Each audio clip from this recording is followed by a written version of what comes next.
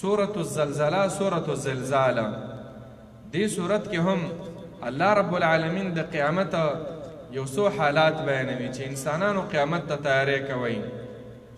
او بیا دوه قسمه انسانان دي، بعضې به د خیر والا وي، بعضې به د شر والا. چا چې د شر اعمال کړي وي شر به ویني، او چا چې د خیر اعمال کړي وي خیر به ویني. نو چې مخکې د دې نه چې قیامت راځي، زلزله راځي، د اوس نه د خیر اعمال وکئ، ځانون له ذخیرې جوړ کئ، دا د الله رب العالمین سره جمع کئ دا نیک اعماله.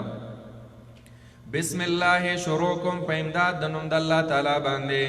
الرحمن داس الله چې عام رحم کوونکی دی، الرحیم داس الله تعالی چې خاص رحم کوونکی دی. اذا زلزلت الارض زلزالها، دا اولنی حالت دی د قیامت په حالاتو کې. په ځمکه چې راځي، په ځمکه به زلزله راځي، خوځېږي به. او د دې تفسیر په اقترب للناس حسابهم کې په هغې کې تیر شوی دی چې ډېره ناشنا زلزله ده، خطرناکه زلزله به وي چې هر انسان هغه به غافل شي د خپل خیر د کارونو نه. حتی چې یوه زنانه ده هغه به د خپل ماشوم، هغه ماشوم چې هغې له پی ورکوي هغې نه به هم غافله شي. عام زنانه د خپل بچي سره ډېره زیاته مینه وي د موره، د هغې نه غافله کېږي، خو دا زلزله به ډېره سخته وي. رب العالمین فرمایي اذا زلزلت الارض، هر کله چې وخوځولی شي دا ځمکه زلزالها، په خوځولو سره دا وخوځولی شي، په ځمکه باندې به زلزله راځي. واخرجت الارض، او راوباسي دا ځمکه اثقالها، هغه بوجونه خپل راوباسي. اثقالها نه مراد دا دی چې دا انسانان چې دا مړي پراته دي د دې ځمکې په دې خېټه کې په دې زلزلې سره به راوباسي، راوباسي دا انسانان. او بعضې علماو لیکلي چې اثقالها نه مراد چې کم دا خزانې دي، سره زر دي، سپین زر دي، دا به راوباسي.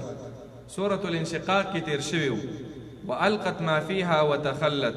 عبدالله ابن عباس نه داسې یو تفسیر نقل دی چې انها تخرج کنوزها، دا هر څه به راوباسي دا ځمکه چې څه دننه په دې ځمکه کې پراته دي. په دې ځمکه کې ډېر دننه جواهر پراته دي، معدنیات دي، کاڼي دي، ډایمنډز دي، نور پکې ډېر قیمتي قیمتي شیزونه دي. او انسانان به دا ټول به الله راوباسي.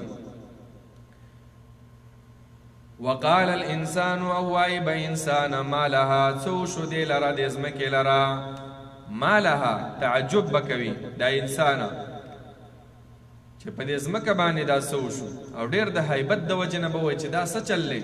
ما لها یومئذ، په دغه ورځ باندې تحدث اخبارها، بیانوي به دا ځمکه اخبارها خپل خبرونه.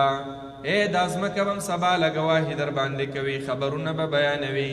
کم عمل چې دی پکې کړی دا به ټول بیانوي چې د انسان په ما کې دا ګناه کړی، دا یې نیک عمل کړی دی، د ذرې برابر دا ټول به بیانوي دا ځمکه. حدیث کې راغلی دی نبی صلی الله علیه وسلم دا آیات ولستو، یومئذ تحدث اخبارها. صحابه کرامو نه تپوس وکړو چې ما اتدرون ما اخبارها، ما اخبارها، تاسو ته پته ده چې د دې ځمکې خبرونه به څه. صحابه کرامو تپوس وکړو چې نه د الله پیغمبره موږ ته پته نشته. نبی علیه السلام ویل فإن من اخبارها ان تشهد على كل عبد وأمة بما عمل على ظهرها، ان تقول عمل كذا وكذا يوم كذا وكذا. دا ځمکه به دا وایي په هر یو انسان، په هر یو نارینه او په زنانه به دا ګواهي ورکوي چې په ما کې د انسان کوم اعمال کړي، چې په پلاني ځای کې دا عمل کړی، دا یې کړی، دا یې کړی، دا ځمکه پې ګواه ده، څرمن به پې ګواه وي. نو عزیزانو له پټېدو ځای نشته دی، نو اوس نه تیاری پکار دی.